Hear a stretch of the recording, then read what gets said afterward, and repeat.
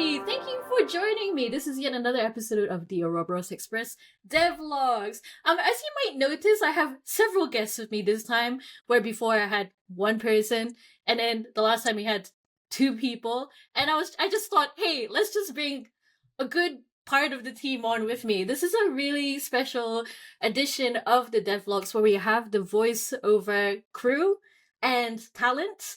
Hello, everybody. Hello. And this isn't even like the full team, but we'll get into that. Firstly, I'm going to go around the tables really quickly because we've got quite a few people. I'll ask that you kind of keep it fairly brief, just because I want to like extract every bit of information from your brains. So, firstly, I'm going to start with Lindsay. Would you like to introduce yourself and your role in the Ouroboros Express? Yeah, sure. I'm Lindsay Howard, and I originally was an editor on the first iteration of the game, and so now I'm the audio and voiceover producer and casting director. Wow, so succinct. Okay, love it. Very producery of you. All right, over to you, Alan. Hi, I'm Alan, and I was the voice director. So it was a lot of fun getting to work with all these talented actors and bring it to life. Amazing, and rocking a very directorial hat today. Very fitting. Over to you, Logan. I'm Logan Grimes. I am a writer for the character of Susura, and lately I've also been assisting with casting and some sitting in on voice over recordings. And a very vital part of the team from what I've heard. We shall absolutely get into that. Over you to Steph, who has been on the devlog before. Oh, this is part two. Hi. For this project, I'm the UX UI designer, but for this episode, I was also a voice actor who auditioned and a voiceover production assistant. So I got to work on the crew side. Amazing. Okay, and then over to you, Sean, who's in your kind of ominous looking space there. Yes, I'm in the TIE Fighter. I'm in my home studio. I'm one of the voice actors. My name's Sean. I play Urshu on the Ouroboros Express. Urshu. Okay, we love him. And then last but not least, Allison. Hello, Allison. Can you introduce yourself? Hello, my name's Allison Frazier, and I play Vivi on the Ouroboros Express. She's a journalist and popped up on the train and is trying to figure things out.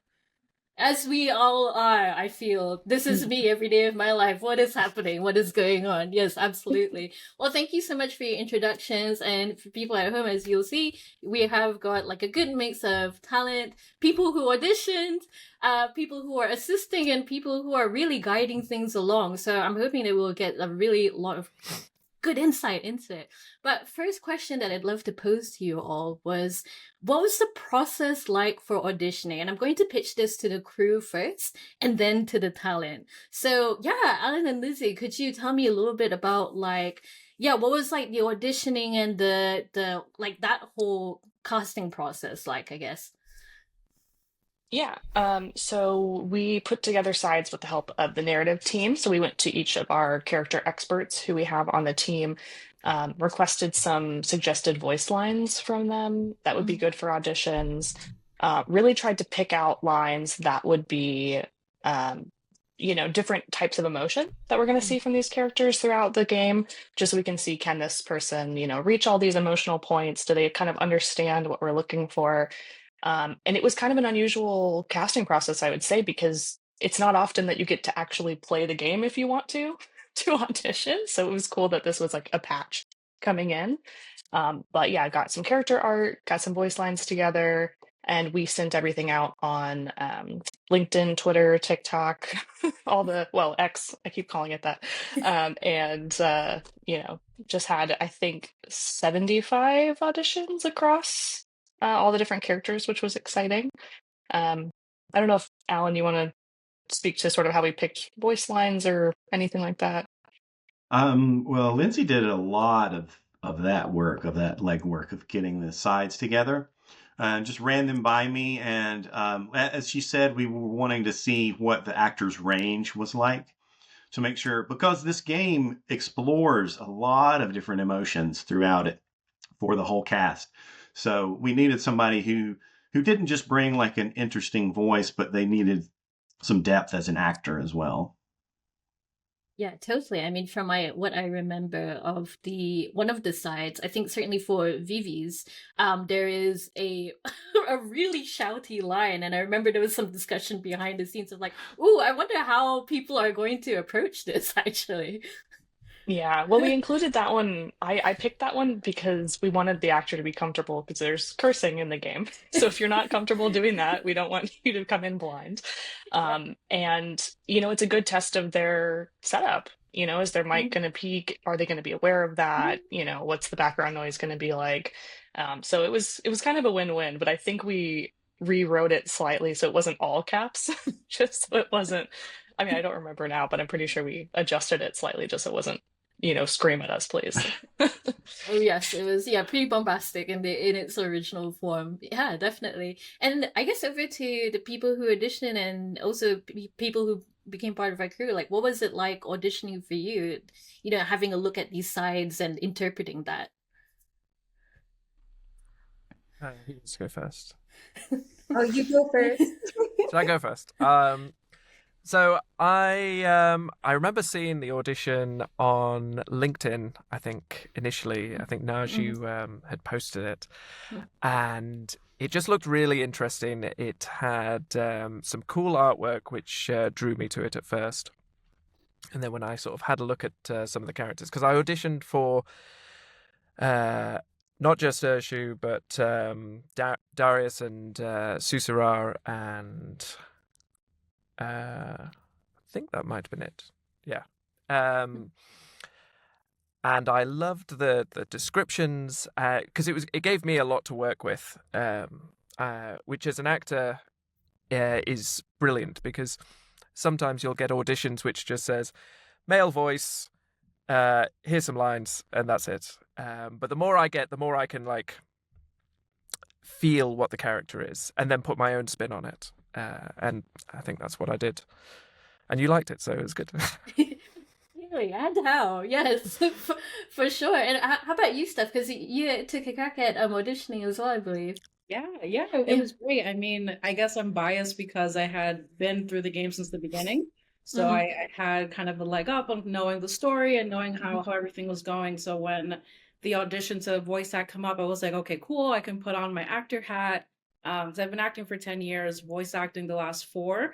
So I was like, oh, this would be cool. Perfect chance to audition for this, kind of try on different roles and stuff like that. And the lines were so funny. I think there was a line that said something about a caboose. And I was like, Oh, yes. I was like, okay, how do I say this and not bust out laughing? So it was cool to like play with that and get into that headspace. And it was also cool to see Vivi's background and how she deals with masking and dealing with that on the corporate side. So I kind of introduced like my personality, my work experience, life experience, etc. So it was really cool. And I appreciate Lindsay for making it a short and succinct script because I cannot tell you how many voiceover auditions I have had where they send you like 6 pages and I'm like, I'm supposed to cut together a 10-minute clip and send this to you. It's ridiculous. And that's like on a union scale. So I'm like, that's insane. So I'm very happy you kept it like with a photo, a description. It was very short and sweet. So it was helpful and it was a lot of fun to audition for it. Oh, fun. And how about you, Alison? So I know I think you auditioned for more than Vivi's part, but yeah, talk to us about what auditioning was like. Yeah. So, long story short, Steph and I work on this project, this other volunteer project that's a sci-fi first-person shooter.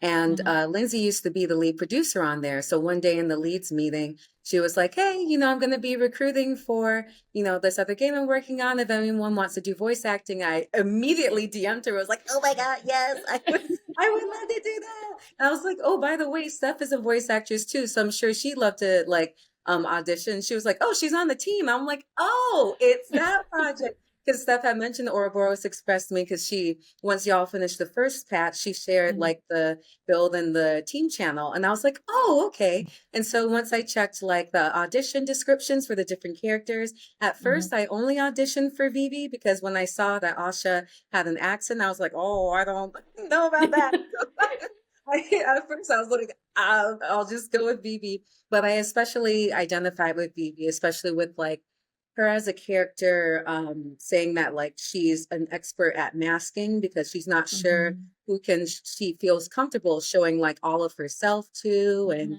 Mhm. I really related to her as a person. So that process, I just really thought about that character when I looked at the lines. I kind of recorded my audition over the span of a few days because I Mhm. recorded some takes and then I was like, okay, like 3 renditions of each of those lines. And then the Mhm. next day I listened back to them and I'm like, I think I can like vary those renditions a bit more. And then I went back the next day. I'm like, I think I can make these contrasts a bit more. And like for one of them, I like threw in like a little Southern accent and stuff like that. So I'm Mhm. just like, let me just show some variety. And yeah, that one, the caboose line is. I was like, maybe I can make this flirtier or like overwhelmed with crushy feelings. And that was fun. And of course, who doesn't love going off on somebody in a line? You know, it's just like you. So that was a fun line, the one that's in all caps as well.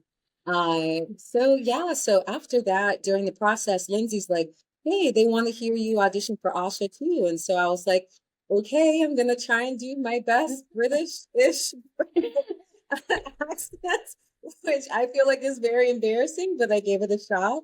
And yeah, so that's how that happened.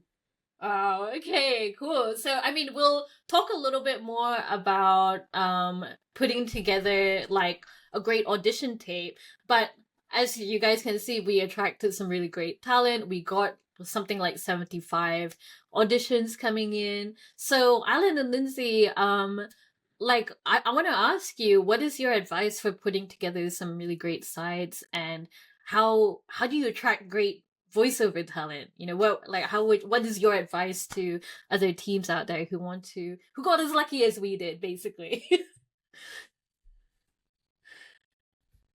Yeah, I think it was, I mean, we learned a lot, I would Mhm. say, through this Mhm. process because, like Allison mentioned, originally Asha had a very specific request for Mhm. accent. We ended up Mhm. having to change that partway through to make it a bit more flexible just because we weren't getting a lot of auditions coming in. Mhm. So, I think when you've got funding, you Yeah. can be a little bit pickier Yeah. because, this is a volunteer project. And so we Mhm. are trying to say, who can we reach to either give them their first gig, which several of our cast, this is their first like gig or big, gaming gig. Mhm. Who can we, maybe reach out to with a really unique character, which was great because we had really Mhm. amazing writing on the game to make all these really interesting characters. Mhm. But I think a lot of it is including those ranges of emotions, giving the actors enough to work with, because it's hard when so my background is in casting like towards clients. Mhm. So they'll say, here's what we're willing to share about the game so far. Everything's going to have a code name, the character is going to not be their real name, you might not get their full backstory, and that makes sense when the game either isn't announced or it's going to be a really big, like, I don't know, AAA title or something like that. So we got pretty lucky, I would say, in that we already had the game out. The writing team was comfortable with us sharing a lot about their backstory, about their personality. We had character art, which sometimes you don't. Just gives, I think it gives the talent more information, makes them feel more comfortable. We had a lot of folks who were like, "This is my first time auditioning because it looks really cool," or "This is my first time auditioning because it's the first time I've seen a character like me." And so we had some really good choices, I think, on the narrative side, but a lot of factors that made it easier for people to feel comfortable going for it when sometimes maybe they wouldn't have. Yeah, I totally agree. Anything that you can have in that side to pique people's interest. So we fortunately, as you said, had some great writers. So they had some interesting lines, things that I think as an actor, you're going to feel like that's fun to play around with. I want to try and emote as this character. And all the other things like Sean mentioned of getting able to see the artwork, getting a good character bio is going to draw people in, I think. So the more you can include in that, the better. Yeah, I think it was the second line of Urshu that really drew me to the character, because it was, the first line was him being sassy and funny and mischievous, and that's always fun. But the second line was this like sort of not whimsical, but him thinking about a time long ago. Oh yes, And feeling nostalgic and yeah, Reminiscing. that sort of reflective. Yeah. reminiscing, and it was like opening up a window into his soul kind of thing that he keeps private and closed quite a lot, and I really enjoyed sort of delving into that in the audition. Mm-hmm. Yeah, I think the narrative team did a great job of giving each character such a range of emotions because that's kind of the big theme of the game. Like as you're going through the game, all of the characters are opening up slowly but surely, and you're revealing their backstories. And so even in the auditioning lines, there was a nice variety of showing different sides of their feelings or how they process their emotions. And it was really fun to explore like throughout recording. Amazing. And we just got like really lucky with like having amazing talent. No, keep going. Yes. I'm like, you guys got super lucky. I'm like, I could have pulled out a Rolodex and said, who do you want? I got them all. But yeah, I mean, I think I am so incredibly thankful because I was really focused on just like the game production that was just happening in the background, and it was so easy to have like Lindsay, you just did the bulk of the work and really made it incredibly streamlined. And it was really important for me to have a level of detachment from the casting process and the auditioning process because we wanted to not randomize, but like anonymize the auditioning as much as possible. So yeah, I mean, we'll talk about that in just a little bit, but what I really want to ask, because I know this is something that comes up a lot, is for our voice talent in here, what would you say is like some advice that you guys have for making great audition tapes and making a good first impression? And actually, over to you, Lindsay and Alan as well. Like, please feel free to feed in on Yeah, that. give us tips so I can get more jobs.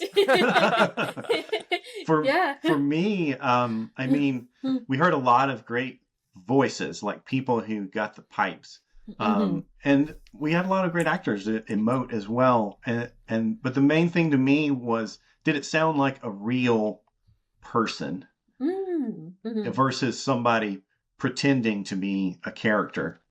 And so that was kind of the key to me.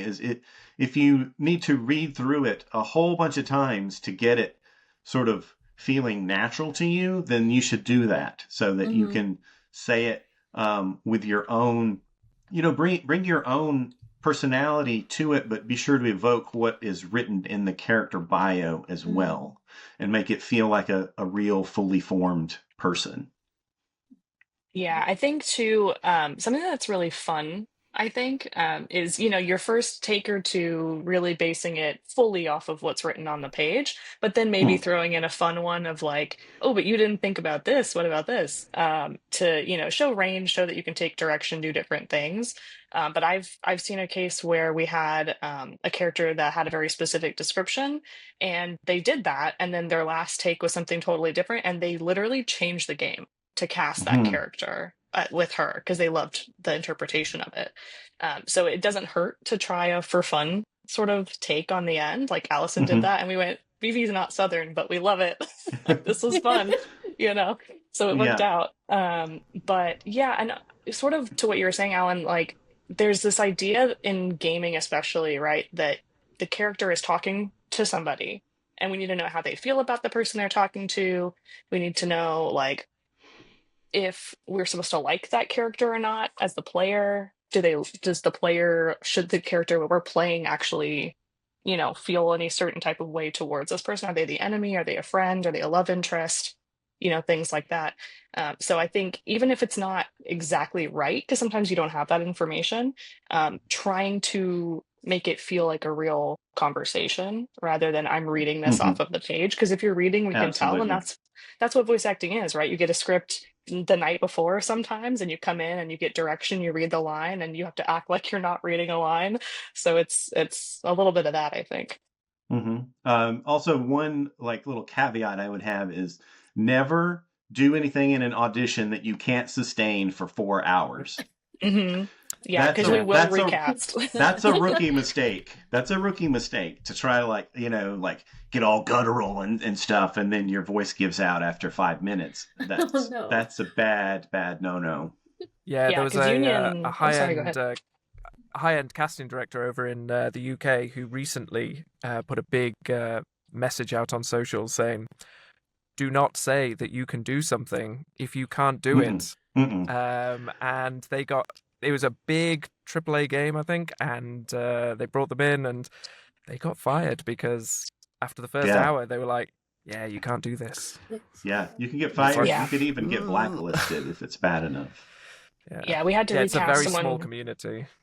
Yeah, we recast someone because they couldn't maintain French. They could just memorize the lines on the audition with a French accent. But Oh. in a union-based game setting, your usual time is going to be those 4 hours, and you get breaks. But if you really go for it on a thing and you on a accent, but you can't maintain it, you can't protect your voice while doing it, you're just going to burn yourself out, and it's not going to sound the same. It's not going to sound consistent across all the lines. Yeah. Well, good. Well, I didn't see any hasty scribbling from what he's telling you. But I wanted to ask you guys, like, how do you guys make your audition tapes feel natural? Are there any like techniques that you guys use to put together like a great audition tape, or at least something that you're happy with? Because I know we're all creatives here. We're never truly happy with anything we make. Never. But yeah, I kind of want to pitch it to you guys. Like, how do you guys approach making an audition tape that you're happy with? I tend to, first of all, I'll read everything about the character that is there. I'll look at any artwork. If there's any music related to it, I'll listen to that. And then I'll start making assumptions. I will, because those assumptions are my interpretation of the character. So I'll try and build what the writers have probably already written, but doesn't matter in that specific time. When I'm doing the audition, that character is mine now. And so I will come up with assumptions, I will come up with backstory, I will come up with why are they there? What are they doing? What is this? I'll look at that line. It's like, why are they saying this line? And I will come up with all of these kind of things going on in my head.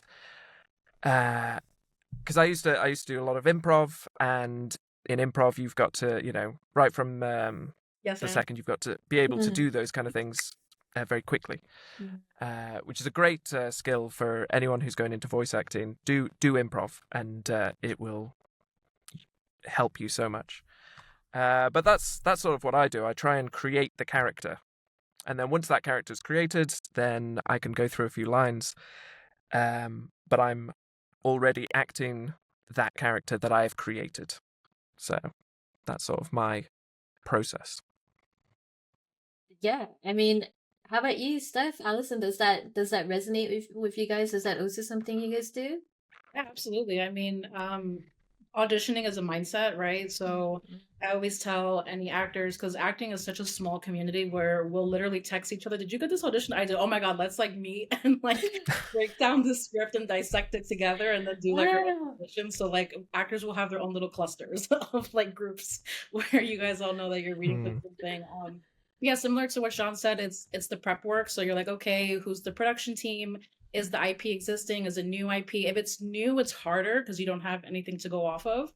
So you really have to play with imagination. But if it's existing, you can go on YouTube, look at a couple of trailers, gameplay, kind of see like how the game is. Or if you've played it yourself and you're like obsessed with the game, then you kind of know the ins and outs.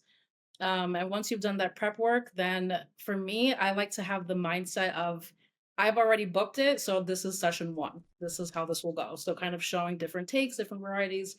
The key to keeping things conversational for me is you're talking to your friend. So your friend is on the other end of the screen, and you are literally just talking to them in that context. So if we're in love, if we're fighting, if we're angry, like whatever, and I kind of just take it through there because I do a lot of commercial voiceover, and the key word across every script is conversational. they never want to hear you Mm. saying, "Hello, this is the product." Like they don't want you to say that. Yeah, the old announcer, Yes. it's like, come down now for John's barbecue. It's like, nope, that's all gone. It's like, hey, do What the you want to heck? come That's what down to you John's always sound barbecue? like, Sean. What are you talking about? Exactly. Yeah. I want it conversational, natural. Like if I'm Yeah. to Sean, talk to him and have that conversation. So I think that really helps with auditions, keeping it like that, and keeping it subtle, but also having variety and different takes and whatnot. I think it was interesting. The biggest game I've ever auditioned for was Far Cry 4, and they said if you give us anything too drastically different, it was a negative. Your takes needed to be super subtle in between, so that was also very challenging to make sure Wow. that your second take was not the same as the first, but not vastly different. It had to be within a certain window. So it was like a little something every time, which was difficult. Versus others where it's like, no, we want A to Z. Like it needs to be wild. Like the next one needs to be a big thing. Huh. That's a long-winded answer. But No, that's so conversation interesting. I was- wonder what the thinking was behind that because like for me, I think having the wide range of emotions and the sides, I mean, for me personally, it was really helpful because I Mhm. could see like, yes, even if it was really extreme, there was like almost like a happy medium that we could get to Mhm. with the talent as well. So that's really interesting. Yeah. It just brings out the Yeah. project, production, whatever casting is looking for. It varies greatly. Every time you think, Gosh. oh, I know what they want, someone new comes in, you're like, oh. I know nothing actually. Honestly, yeah. How about you? Like what was your process in terms of, or maybe if this isn't your first time putting in audition tape, for like how do you approach putting together a great audition tape? Yeah, so this was my first time putting together an audition tape, but I Mm, totally agree with Sean because I used to do improv as well. mm, That doing improv helps. And one thing that like I kind of connected to with improv is where you're in a scene with people and they give mm, you bits of information and you say yes to it. And it's almost like you're all together trying to think of where's this scene going? What is the goal of this scene?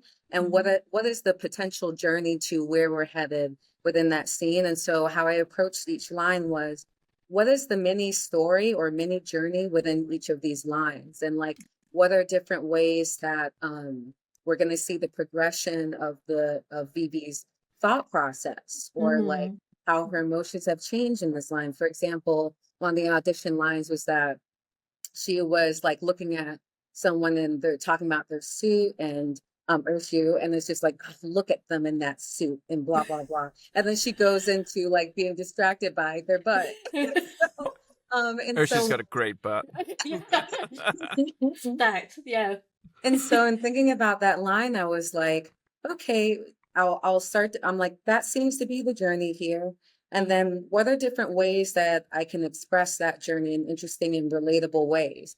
And I'm Mm-hmm. like, okay, well, with myself, when I kind of get distracted or I'm crushing on someone, sometimes you feel like you're about to lose your breath or something. So maybe is my voice getting a little more airy here, or am I stuttering here? And then Mm-hmm. even throughout the script, there's certain lines where it's like a mini monologue with Vivi, and she's going through a lot of emotions. And again, it's like a journey within that one line, and you're really seeing like how her thought process is shifting within the Mm-hmm. context of this line. So I think what really helped me was looking at each line not just as like an isolated moment of just saying this, but like, okay, what in what context potentially could this line be living in? And Mm-hmm. then what is the journey here? And what is the thought process that this character is going through in this line? And then just trying to tap into how I relate to that and how other people could potentially relate to that, given the other information about the plot and the characters. Yeah. Wow. So much prep work. So clearly we picked the right people for the job. I mean, evidently. But also Steph, I mean, you were such a close, you were like right there. And I was like, oh man, I really want to like, I had such a tough time with casting, because, and we're going to get into casting now. I really had a tough time casting because I think we had like such a great amount of talent that had auditioned, but I think there is like other considerations as well, which we'll talk about. But firstly, let's talk about what was the casting process like. I'm going to pitch this to Lindsay, Logan, Alan. Please, let's talk about the casting process. I'll feed in with my perspective as well. So yeah, over to you guys. Yeah, so we had all the auditions were emailed in to my casting email. That way they weren't going directly to the small own email, and that was because we wanted to make sure that anyone internal or anyone that we personally knew could audition without us feeling like we were being biased and just picking someone because we liked them, which isn't going to be the best quality for the game, as much as we love everybody who auditioned from our team, obviously. And someone on our team did get cast, but it allowed me to make up fake names for people. And I sort of created a spreadsheet of like, who did I make up this name for? Who is that? Because I was going to forget at the end of, receiving all these auditions for 2 weeks. But, we put those into folders. And then once the period closed, we wanted to listen to them all sort of back to back. I think there's sometimes people might listen to them in chunks, but it's harder to remember what you liked about one that you heard a week ago or whatever. So we basically had a system, and I don't think that rating or ranking is the right phrasing for it, because that sounds not very nice. But essentially, me, Logan, and Alan went in first, and we said, this is about what we expect for the character. This is like really, really great compared to, the last one I just listened to. That one, I don't know if they hit the tone quite as well. And so we had, a rating system where we could all collectively leave comments on each of the recordings. And then from there, sort of narrowed down our choices based on who we all agreed was really, hitting the mark or going beyond what we maybe even expected for the character. And at that point, we pulled those into a sort of mini list, and then had Naj listen to them so that you could kind of come in blind, not knowing any information about them. And then we met, going through all the steps, we can go back. Me, Naj, and Alan, we all met and just sort of talked through everything. And that was when I eventually gave them, this was whoever from our team, or this person shared this about their background that meant that they related to the character really well, or they have this experience, or this is their setup, or whatever ended up being relevant as we were discussing it. Which, maybe the easiest thing is to go through those steps one at a time, because I know this was Logan's first time doing some of the casting stuff. So I don't know if maybe you want to share what that was like from a sort of newbie perspective of getting to listen to all the auditions. Yeah. Like Lindsay said, it was my first time in any kind of voiceover casting setting, so I was very excited, but, understandably a little nerve-wracking to make sure I do the role justice and whatnot as an assistant. But basically, I knew nothing of the actors, performers. Their names are hidden, as Lindsay said. So it was mainly just the files, the auditions, and then the sides.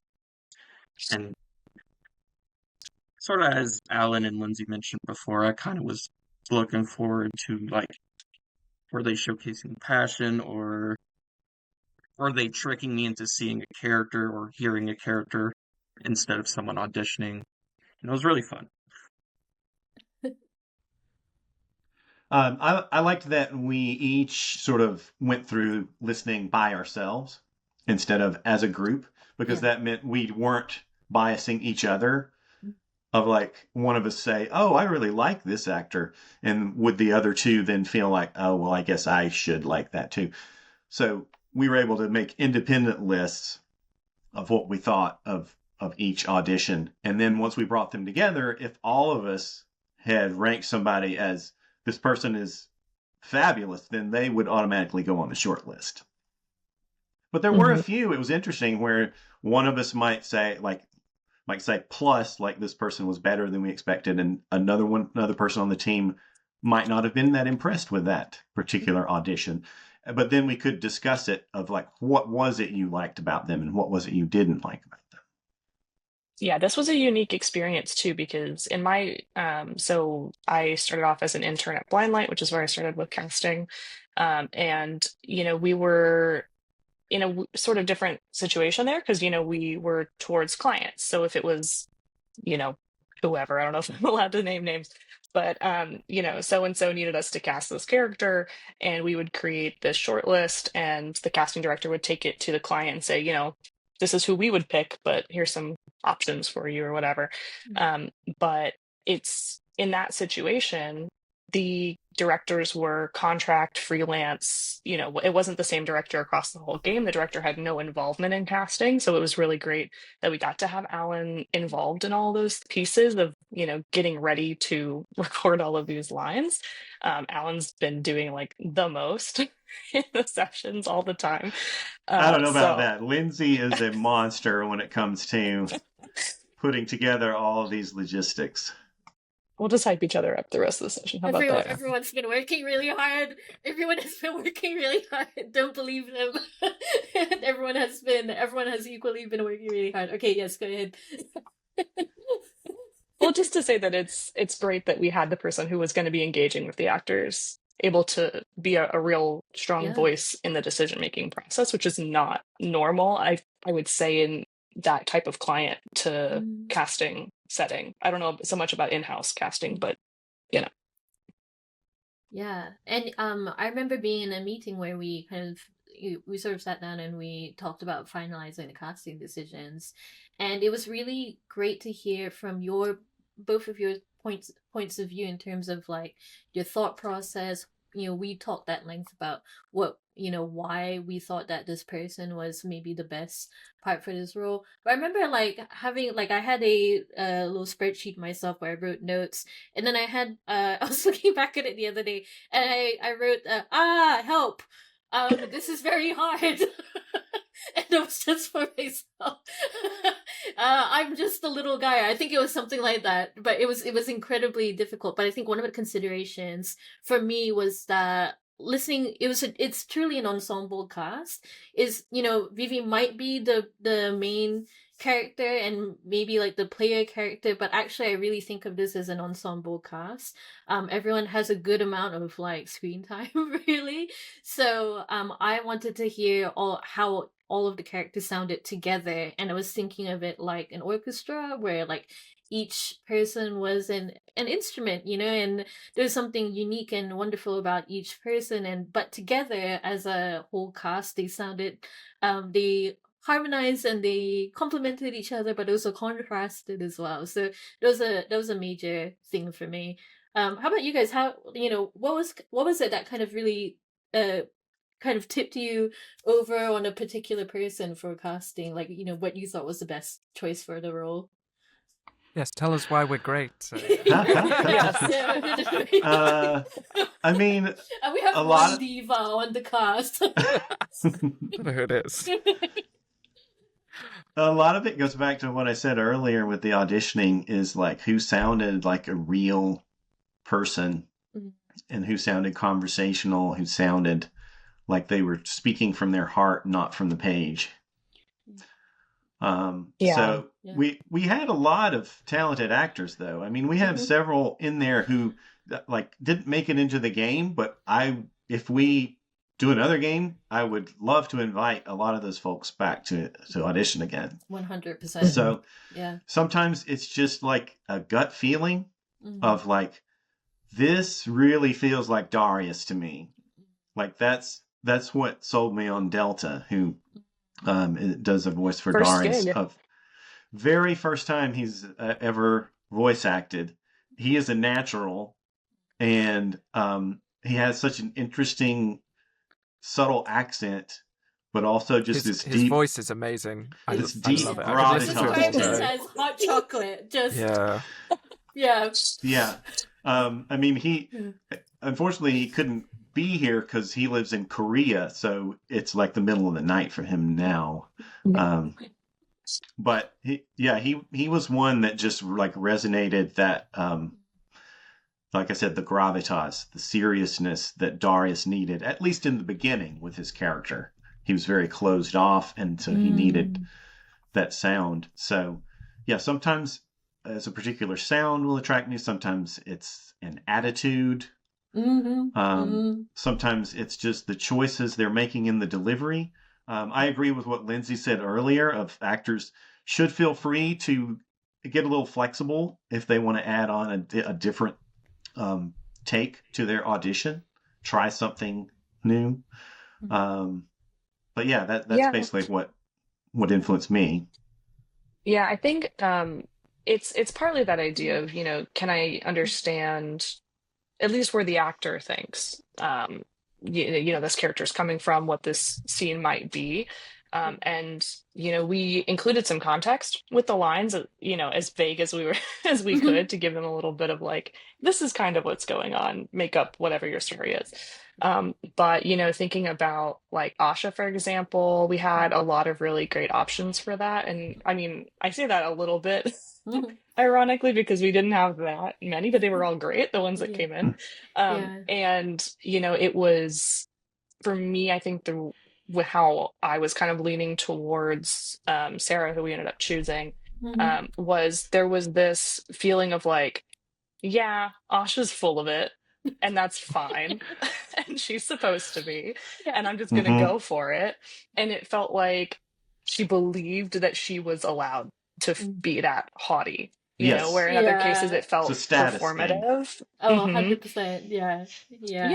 Yeah. And it was just like, yes, this is true, and that's real, and just deal with it, Whereas like in some cases, like for Vivi, for example, we talked about how Vivi's lived everywhere and doesn't have a very specific accent. And I think Allison has that sort of interesting, like, you don't quite know where you're from when you're playing Vivi, and it's like perfect, of just having this sort of like mixed experience of living different places and really resonating with the character. Because I didn't share anything that was shared in the emails until we were already, here's my top list, and we put them in an order of like, oh, I think this one mixed with this person on this character would be whatever, and sort of piece them all together that way. And then it was like, okay, well, here's why we resonate with them, probably is because they shared that they really relate to, I don't know, Susu or whatever, of that kind of experience in their life. And then we've touched on some of the other ones, but like with Preston for Susura, we were, at least for me, it was a lot of like just like the joy that Susu has, is like nonchalant, like everything's fine. Well, and I mean, being the writer for Susu, I mean, Logan was very much like, yes, that's all, they're also on my list. This is the right list of people. So I was glad that we all kind of agreed with the writer on that one. That was helpful. But yeah, it was a good mix. Absolutely, that attitude was like a huge part of it. Able to anonymize everything, because I was like, I want to see the look on Naj's face when she sees who the anonymous people were.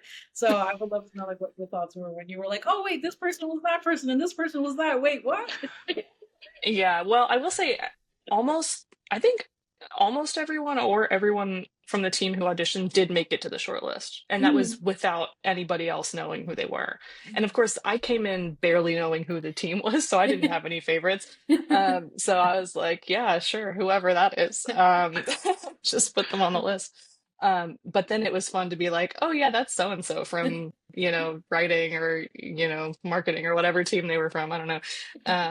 And then them going, oh, whoa, no way. That was so fun. That happened. That happened a bit where I was just like, being gaslight. I was just like, this what? It's like, you're like, no, it's not. No, it's not. And speaking of attitude as well, I feel like the like everybody in the shortlist had a really good interpretation of the attitude that they should embody for the character. You mentioned Sarah as Asha. Oh boy, her audition, it was like standing in front of someone that you're like, oh man, they're out of my league. What am I doing here? Yeah. So clearly, like, this person is very wealthy and I'm too poor to be stood in front of her. What is going It's like not even the character, but it fits exactly. Yeah, exactly. It's very bad. It's like, and the way that I described it was like, Asha, whoever voices Asha, she really understands that you're on her time. She's never late. and she can do Mm-hmm. whatever she wants, and Sarah really embodied that so Yeah. well. And it's even funnier that you talk to Sarah. She's the sweetest person. Oh my god, yes. But when she turns on Asha, you feel like the tiny worm, That's such a great way of putting it. Yes, you are nothing. But Yeah. yeah. Yeah, well, a fun thing that I like to do is I'll write down keywords for each character. So for like, if Urshu was like whimsical, and then someone was like, "Oh, I loved Sean because it was so whimsical," I was like, that's a good sign that we're on the right Wow, that's a page, great tip. Mm. Yeah, I Yeah. did that I cast this other game last year that was like a horror thing. It's not out yet, so I don't know if I can talk about it. But I was like, oh yeah, this guy is giving like this vibe. I don't remember what it was, but it was like, let's say nonchalant or whatever. And they came in and they're like, oh yeah, I love that guy because he was this. And I was like, yeah, that sounds right. We're on the right page.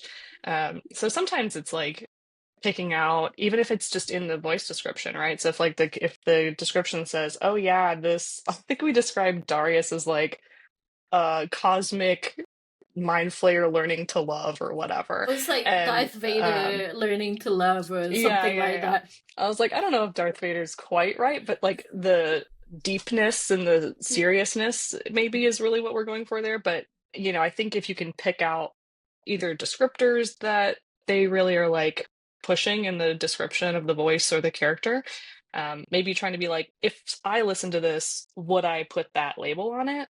Maybe is helpful. I don't know, but it was a Oh, little trick. that's really helpful though. Yeah, keywords. Okay, so that's really interesting. Logan, I'm really curious because you wrote Susura. You're one of the character experts for Susura. How did it feel having this character spring from the page and straight to your Like ears? dozens of times. Yeah, yeah. Hearing my writing like brought to life being performed was surreal. It would be the biggest word I would use to describe the feeling.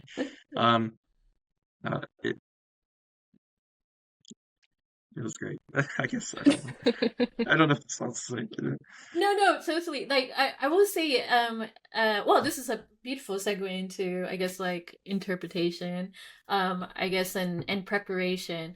But this has happened to me, I guess, in like two big ways. One being that I wrote the concept of the game and then I kind of gave it over to character experts like Logan, to interpret the characters in their own way.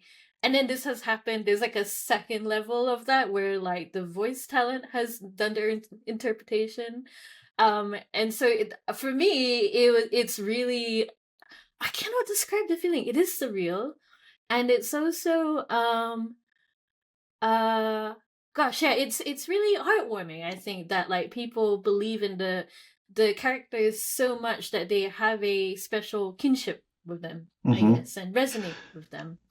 It's kind of like seeing your kids grow up and then Oh yeah, do things on their own, Because Naj, you effectively birthed these characters. They came from your mind, I guess maybe birthed them like Zeus birthed. Yeah, like Athena things. bursting from the temple. Yeah. But then, as you said, many other writers and editors, sort of helped them grow up, and then sort of the final stage was these actors totally bringing them to life. And so I would be curious to hear from you, like, how are they different than your initial conception? Like, how did they grow? Oh gosh, that is a great question. I have to say, they're all actually not that far removed from how I originally envisioned them. Truly, Cool. because I don't know if everyone is just like we were all on the same wavelength or something, but yeah, I mean, Urshu was always meant to be a kind of a trickster, something between a trickster, god, and but also having quite a lot going underneath. And I think, Sean, you really brought that to life in your performance. Vivi, actually, it's interesting. So a lot of me isn't Vivi, and Hmm. me and Alison get along really well. and this thing about Vivi We having have moved so around a much in lot. common. Yeah. Yeah, it's weird. And so I think, like, Alison, you've also brought your own interpretation, but it's actually not that far removed from like how I originally envisioned Vivi. Actually, I will say this as well. When we were having like that casting thing, I was trying to make decisions about casting. I actually like remember sitting back in this chair and like closing my eyes and like really listening, and like I'm an intensely visual person in my mind. And so if I could really see that character speaking those lines in my head, and like those characters speaking to each other in those voices, that really solidified it for me. So yeah, I mean, long story short, I think they haven't strayed too far. Maybe there have been one or two surprises, like somehow I thought Susura would be like a little more, like a little darker, but actually he's moved towards more like a Shakespearean prince, and I love that. Actually, I really love that, because for some reason as well, like, Logan, you're not really used to writing in this genre at all, but you managed to embody this genre so well, and it's fantastic to see. So yeah, that's how I got to. Well, actually, that brings me to again, preparation, interpretation, voice talent. How, like, once that was all confirmed for you guys, how did you start preparing for the role? Like, what did you guys do? I Playing through definitely the brushed game. up on my my RP You thing. yes. Yeah, which is received pronunciation, not role playing. Because I'm from up north in the UK, and Urshu is not from up north. But I don't know. I think I didn't play the game, unlike Alison. I don't. If there is IP of stuff, or if it's like a recreation of something else, I try not to look at it, because it's my interpretation of the character. I don't want to be sort of copying something else. I know this there was no voice before, but I just wanted my interpretation of it, which is why I love acting. Because I think if we had a completely different cast for the game, you would get different interpretations, and I love that. It's why things like Shakespeare's plays have continued to be so good. They're different interpretations of the same writing. But yeah, it's just because obviously you can't read through the script. Lindsay did get it to us, I think, the day before I started, which is very rare anyway. Usually you'll get to the studio, or you'll get it emailed to you that day. Oh wow. Yeah. And that's why sight reading is probably the number one skill as a voice actor. You got to be able to, like, bang, bang, bang, bang, read those lines, because you just don't have time to read. And there's so many lines. There's like, And Urshu's were so long, you could never have read the so whole long. thing. Yeah. Where's the writer? possible. Not just long, they're tongue twisters as well. They're like, He there was a loves few times me and Alan alliteration. were like, what did they write? And I have to like, blah, blah, blah, blah, blah, blah, blah, blah. Right, okay, let's go again, Alan. We'll do this. Yeah, so I played some of the game, but I didn't finish it. So I played maybe the first third of the game, and then a whole bunch of things were changing with me, like moving and a bunch of stuff like that. And so from there, it would just be like, okay, a session's coming up. I'm going to read through the next coming up lines for a bit.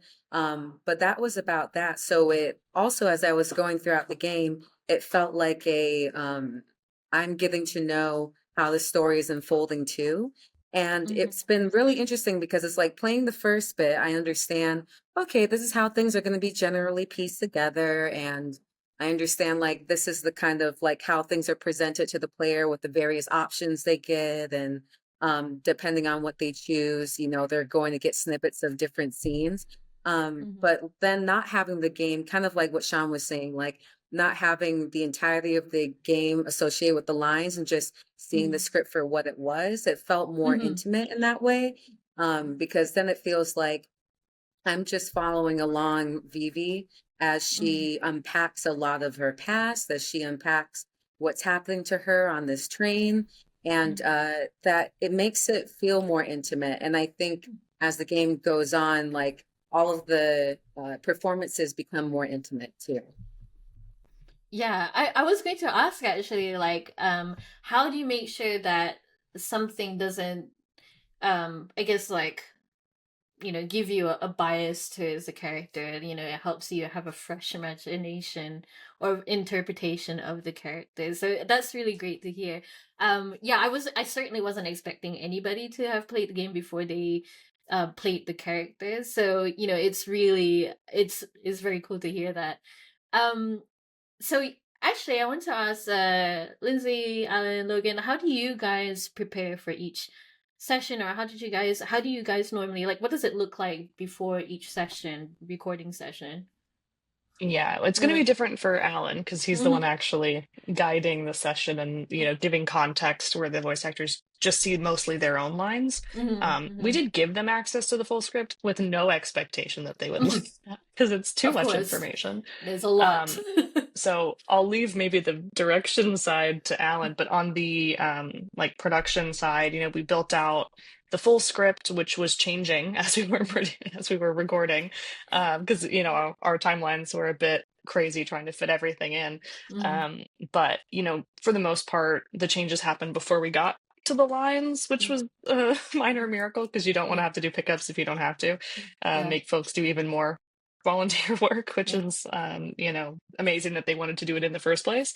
But every character gets their own script, and that script might have a couple of trigger lines where like this line makes no sense out of context, and some actors are going to want well, and there's the different choices, and so you have to know like, oh, and then now we're starting a new version of this scene, right? So there's a lot going on there.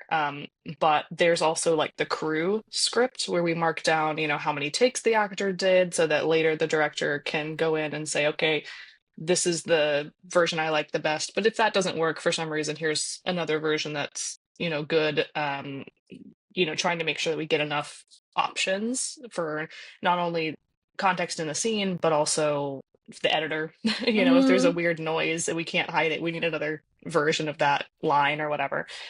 So there's that. And then we trained a bunch of folks now. It was originally just me, Logan, and Kyle.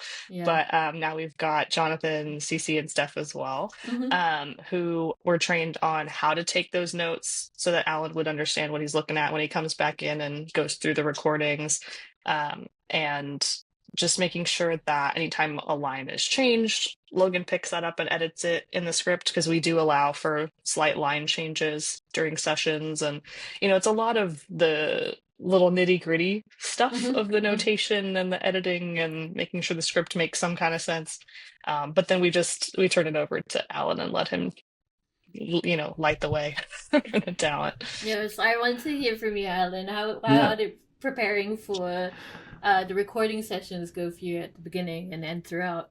It was pretty simple actually. As I would just look ahead, I would look at the calendar to see who was recording, and then I would try to read through their next 200-300 lines, depending on how far I thought we were going to get that day, and reading through the scenes to get the context, as Lindsay was saying, and to be able to sort of set up the situation for the actor so they would know like where they were in the train, what the sort of driving emotion of the scene was, because the game was set up to sort of explore all the different stages of grief. And so I felt like it would inform the actor differently if we were sort of in the bargaining phase versus the depression phase or the anger phase. And that wouldn't mean, like, if you're in the anger phase, that wouldn't mean every line out of your mouth is, it's just kind of the overriding emotional arc. I wanted them to know that, to have in the back of their mind. And then each actor was also subtly different in the process that they liked. For instance, we were talking about Delta. Delta liked for me to literally read the other character to him, and so you could interact. I would occasionally do that with all the actors if it was something specific they were responding to.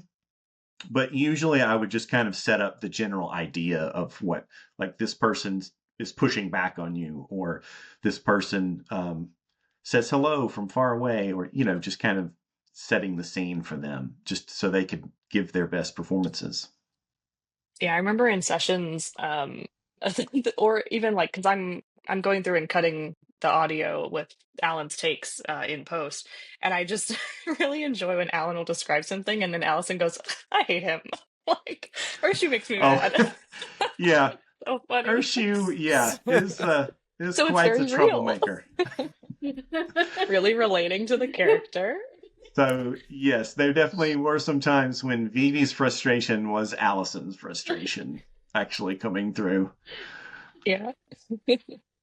I'm also looking forward to doing a version of the game where it's all just like Alan, just reading every one of the characters. One-man play. One-man play. Hey, if you go through all those recordings, because some of them have like my instructions recorded on there, no one might be able to piece together. Oh my god! Can we please? Director's cut. I want to dig into that. Well, to be clear, I was never like trying to imitate any of the voices. I was more just getting at the attitude or the emotion they had in the moment. So you're not going to hear me like doing a haughty Sarah impression. Alan was Asha's really great. lines. He was very giving the vibe rather than, I want you to say it like this. And then he was very open to the interpretation of the actors. And if we wanted to try something a bit wild card, he'd say, yeah, go ahead, try it.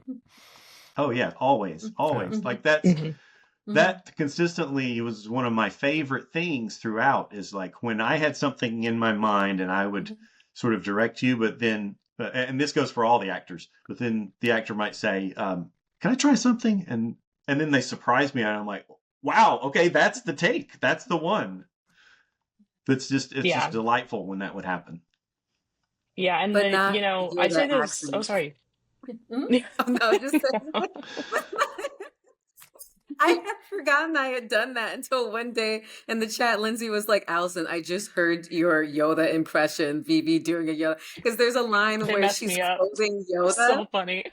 Well, that was one of the renditions of like trying to do his accent. But of course, naturally, it's not that kind of silly game. Yeah, I had forgotten done that. Yeah, it is a bit silly. Yeah, some of Urshu goes quite silly. There's a line that Urshu says that I remember Sean was like, we might have to put a not safe for work. It's a line. And it was so funny. Like, hearing your back was crazy. Because I hear all the pieces after Alan picks the favorite one, but I'm like, let me see what else is going on in here. Yeah, it was Urshu talking about coffee because he's just in a very sensual way. In love with coffee. I think that might have been my first take as well. I remember reading it. I was like, I'm just going to go for it on the first take. I think we picked that take. I can't remember now. Oh my god, I can't wait to hear it. It's crazy. Thankfully, I couldn't see. Alan wasn't on picture, so I couldn't see the look of shock or horror or any other thing. Or Glee. Glee. Yeah. I was laughing on mute so much while I was sitting in. For everybody, like, it'd just be so funny. Yeah. It was better that we weren't on camera because I feel like it puts a lot of pressure on, whoever is performing to also do face for some reason, which is not necessary. Like, but when I'm acting, it is very like, it's a physical thing. It's not just me sitting into the mic and talking like this. I'm, as long as I'm staying on mic and I'm not over here or anything like that. But there's a lot of arm gestures, especially with Urshu. Urshu talks with his hands a lot, and she's like, "Oh, how you do?" So there's a lot of that.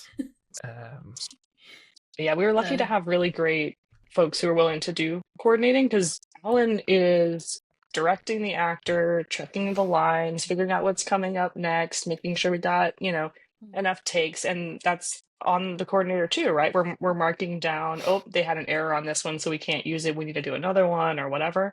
But it's also, did they get the line as was written? Because Alan's listening to it partly for that, but partly, is that performance what we need? How can I push them in the right direction? So there were times that the coordinators had to be like, actually, I think it's this.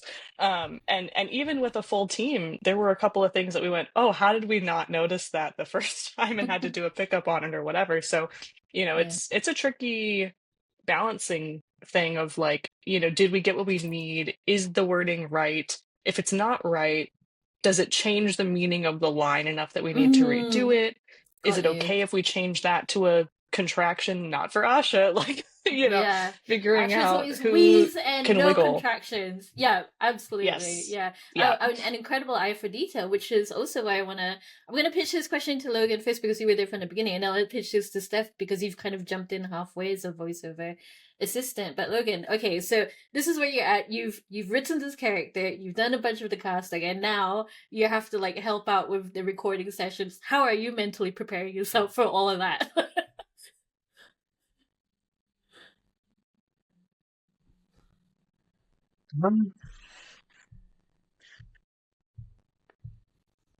It's really just kind of like a fly on the wall during the voiceover recording sessions and letting Alan and the actors work their magic.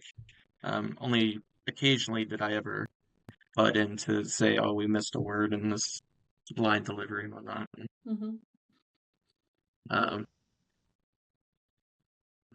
don't know if there was really a process beforehand of mentally preparing myself for each day. I was kind of just happily joining in. So Logan's just brilliant, basically. So, but yes, I think there's like it seems like there's like an incredible eye for detail that's needed for this sort of work as well. So, I just wanted to thank you for all of that as well, Steph. And you've joined in halfway as a voiceover assistant. How's that been for you, getting that insight into the process? Yeah, it was so much fun because I had never done voice over coordinating, assisting, anything on the crew side was completely new for me. And Alan made it so easy, and I wish I had like 5 monitors because I'm like, okay, I've got the script, I've got my notes, like full Matrix. I need full Matrix situations to have like ready. But everything went so smooth and so quick, and Allison and Alan were both on the money, so they were going faster than me, and I was like, wait, look, I have it. I'm like, wait, just trying to catch up with how quickly. But you guys were a lean machine, so it was great. I didn't have a lot of really coordinating to do. I feel like I was just there to wave my little cheerleader flag, saying, "Good job, guys." Call it a day. But it was really cool to kind of sit in on that and learn that. So now if I go into a voiceover session in person, because it's been a while since with COVID and everything, it's still like sometimes it's remote, sometimes it's in person. If I do go to an in-person studio session, I see someone furiously taking notes, I'll be like, I feel Has it given you an appreciation for the process as well, being that you're normally auditioning and being the talent? Yeah, absolutely. Yeah. That's one thing that I really will always hold precious in my heart for this team.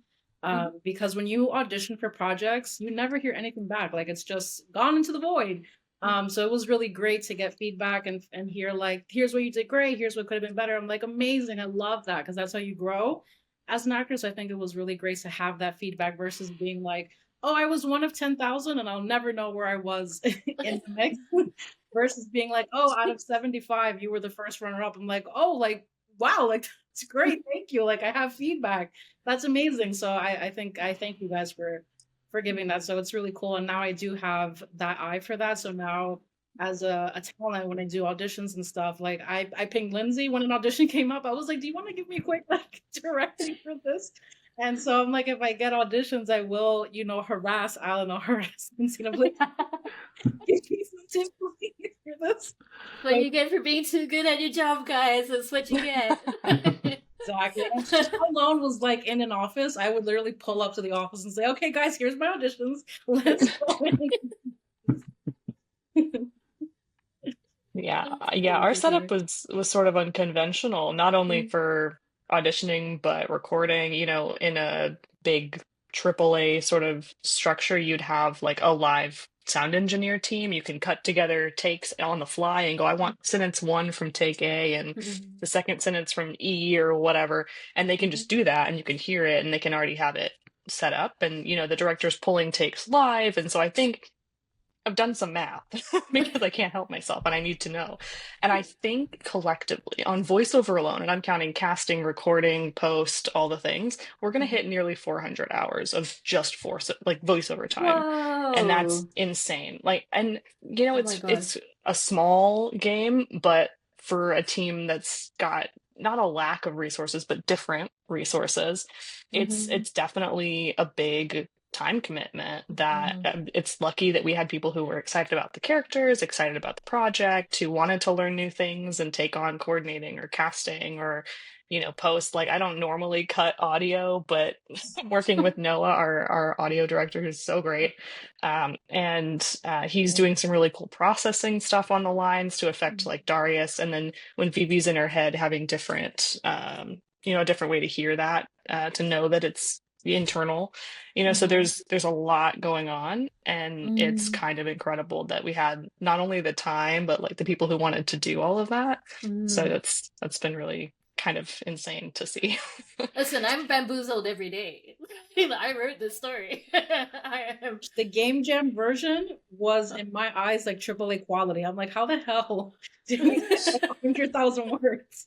It's like 30 days time span. So honestly, the whole team of Small Lone, you guys are just super talented, phenomenal. I'm always blown away at like how quickly things move. And I always tell Naj, every game jam I've done after Oryx was a train wreck. So except being a Small Lone has just been like perfect. So I'm like, you know what? Like there's something here. So let's keep this train rolling until the wheels fall off.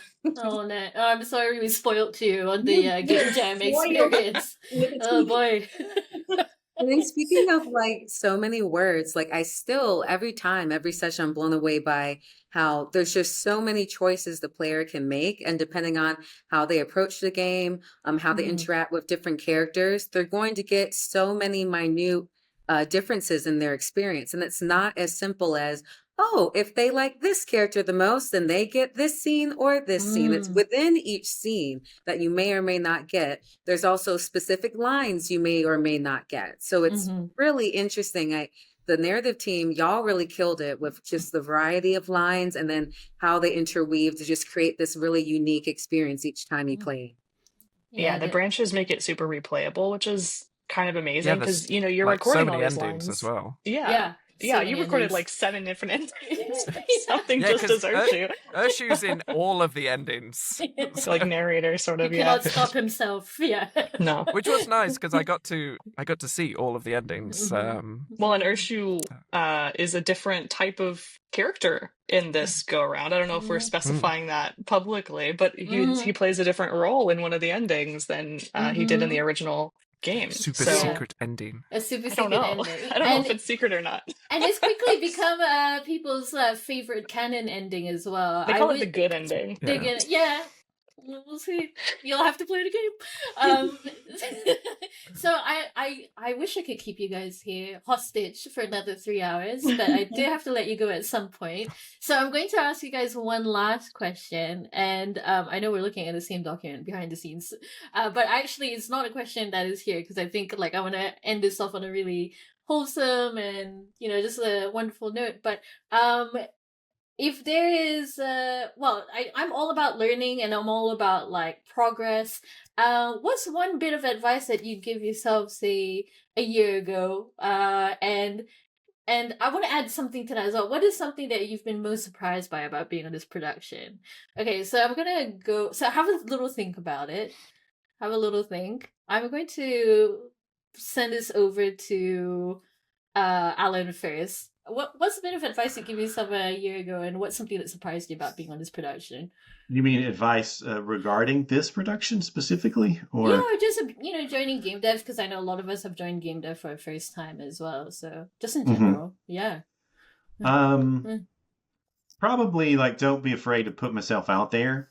Because when I heard Naj talking about, she was wanting to add voiceover to Oryx, I contacted her and I was like, I have experience doing that, directing voice sessions, and Yeah.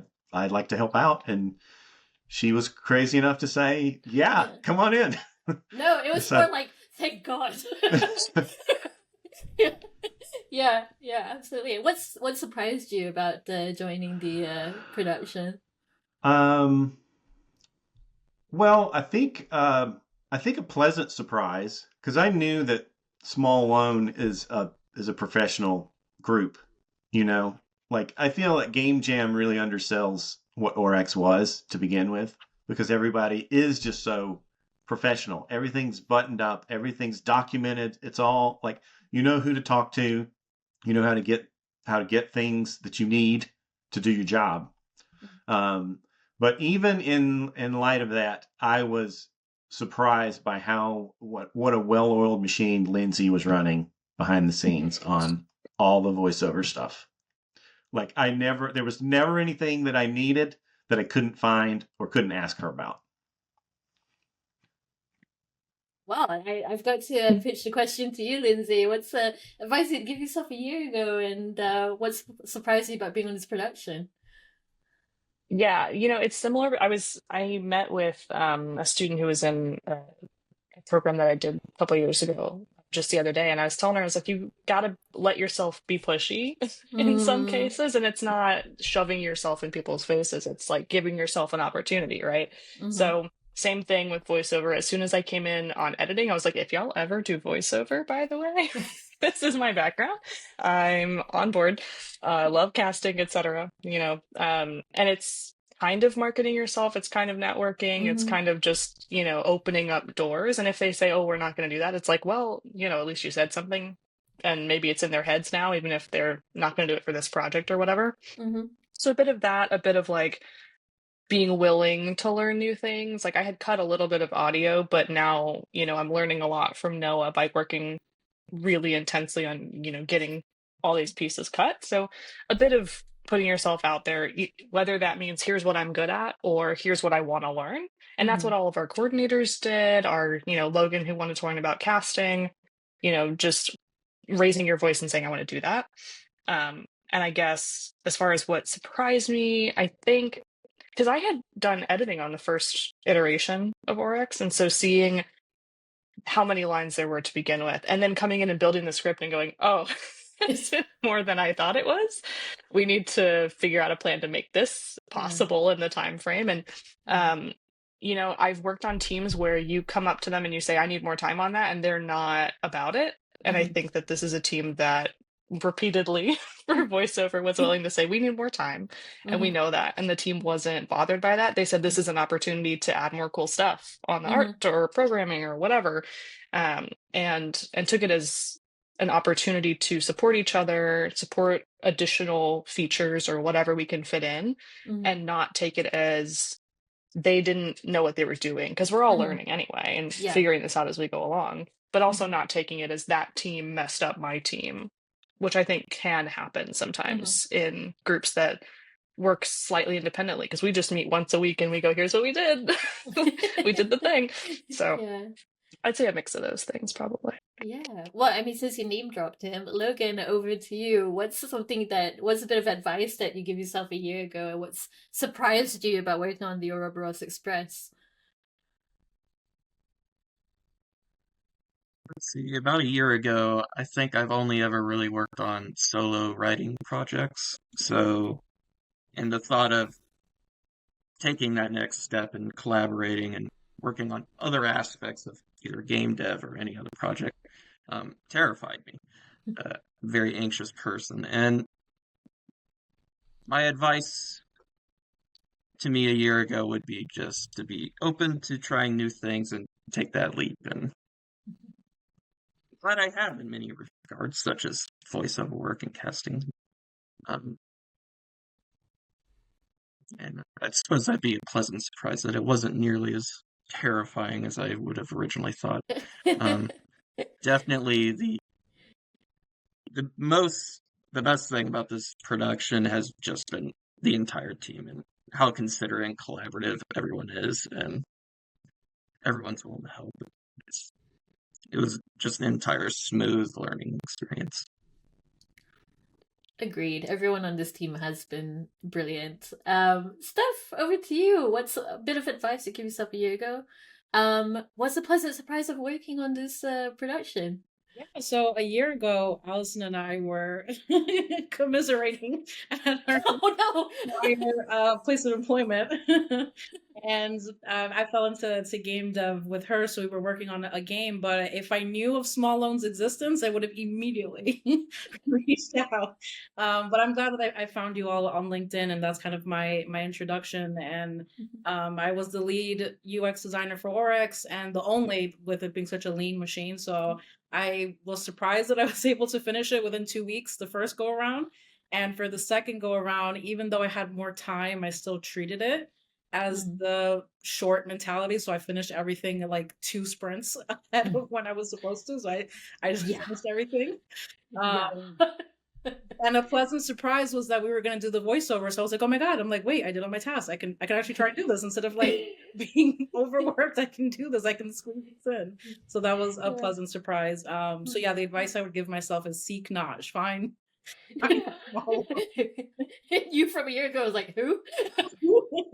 What? Find Who the is team. she?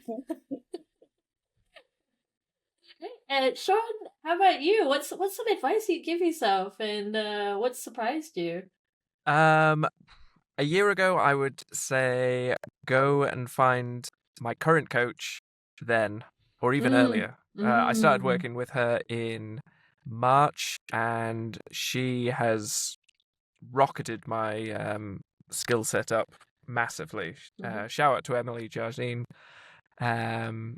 who is a wonderful person, brilliant voiceover artist, who specializes in games as well. She's in loads of games. And she really brought my character work up to the next level. So I'd say, yeah, go and book onto her earlier. What surprised me? This is the biggest project I've done. In like 450 lines we did in one project. Usually it's much shorter things. And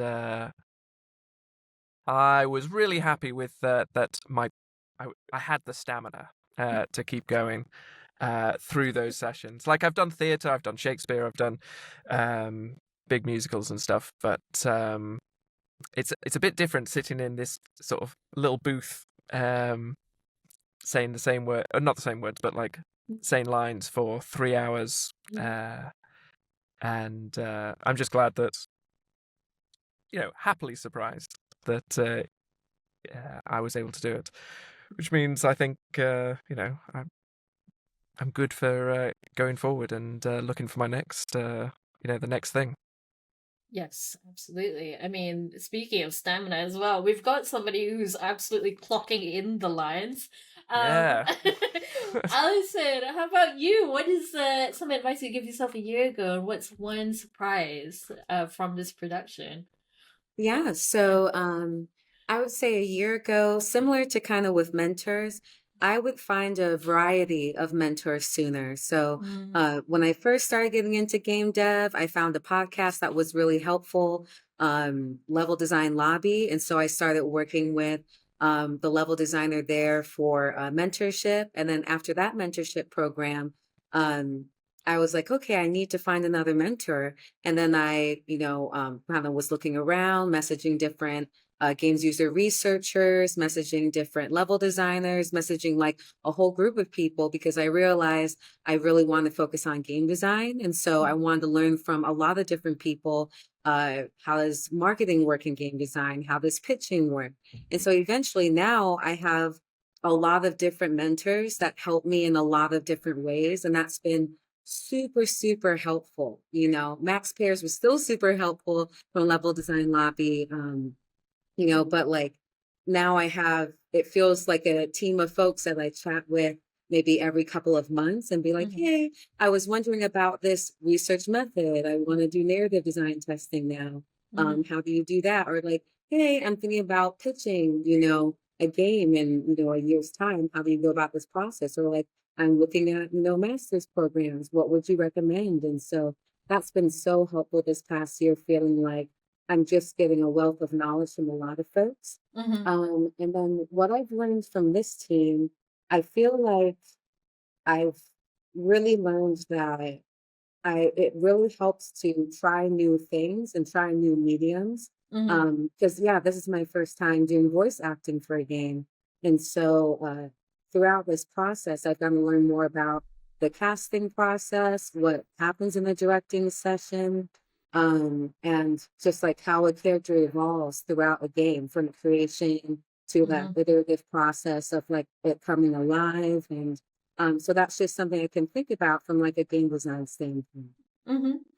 Well, amazing. So I'm sad to say, folks, we've come to the end of the episode. But fear not, we're going to be seeing more of you, hopefully, at least most of you on this podcast, on part 2 of the voiceover special. But for now, let's wave goodbye to our listeners and watchers. Bye. Bye-bye now. Bye. Bye-bye.